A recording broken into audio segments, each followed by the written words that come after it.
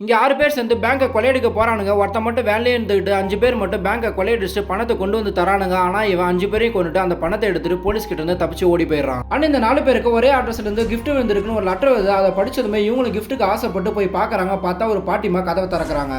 தென் இவங்க வீட்டுக்குள்ள பார்த்து இந்த இடத்த பார்த்தா கிஃப்ட் தர மாதிரி தெரியலன்னு சொல்றாங்க. அப்பதான் இவங்க போன வருஷம் பேங்க் ராபரியில இறந்து போன 5 பேர்ல என்னோட பேரனும் ஒருத்தன் சொல்லிட்டு போட்டோ காமிக்கிறாங்க. அண்ட் இவங்களை பார்த்து இறந்து போன மீதி 4 பேருமே உங்களோட குடும்பத்தை சேர்ந்தவங்க எனக்கு தெரியும். சோ அவனை சுட்டுட்டு போன 6வது ஆளு நம்ம பழி வாங்குறதுக்காக உங்ககிட்ட ஹெல்ப் கேட்டு நிக்கிறேன்னு சொல்றாங்க. அதை கேட்ட இவங்க பொம்பளைங்க நம்மளால எப்படி அவனை பழி வாங்க போறோம்னு கேக்குறாங்க. அப்பதான் இவங்க எனக்கு தெரிஞ்ச ஒரு ஆள் இருக்கான். அவன் 28 நாவல் எழுதிருக்கான். அந்த 28 நாவலுமே பழி வாங்குறத பத்தி தான் எழுதிருக்கான்னு சொல்றாங்க. சோ அவன் நமக்கு ஹெல்ப் பண்ணுவான்னு சொல்லிட்டு அவனோட வீட்டுக்கு போய் பாக்குறாங்க. பார்த்தா அவன் பழி வாங்குற இங்கிலீஷ் படமா பார்த்து அதில் வர டைலாக் எல்லாம் எழுதிட்டு இருக்கான். அதை பார்த்ததுமே தான் அவன் இவ்வளவு நாளா எழுதின புக் எல்லாம் காப்பி கேட் பண்ணி தான் எழுதிருக்கான்னு தெரிய வருது. தென் அவனோட ரூம்ல இருக்க புக் எல்லாம் எடுத்து பாக்குறாங்க. பார்த்தா ஒவ்வொரு புக்லயும் ஒரு தர்மாக்கோலை வெட்டி வச்சிருக்கா. அதை பார்த்ததுமே இவன் டம்மி பீஸ் நினைச்சுக்கிட்டு அங்க எஸ்கேப் ஆக பாக்குறாங்க. அதுக்குள்ள இவன் அந்த பொண்ணை பாத்துறான். அண்ட் இவங்களை பார்த்து என்னோட ஃபேன்ஸா நீங்கன்னு கேட்கறான். அவங்களும் ஆமான்னு சொல்லிட்டு அவங்களோட கதையை சொல்லி ஹெல்ப் கேட்கறாங்க. இவனும் ஒரு கால்குலேட் பண்ணி இதுக்கு 5 லட்சம் செலவாகும்னு சொல்றான். ஆனா இவங்க எங்க கிட்ட அவ்வளவு பணம் இல்ல, ஃப்ரீயா பண்ணி தர முடியுமான்னு கேட்கறாங்க. அதை கேட்டதுமே இவன் கோவப்பட்டு எல்லாரையும் வெளியே தெத்திடுறான். அந்த பொண்ணு மட்டும் சைட் அடிச்சுக்கிட்டே பொறுமையா வெளியே தெத்துறான்.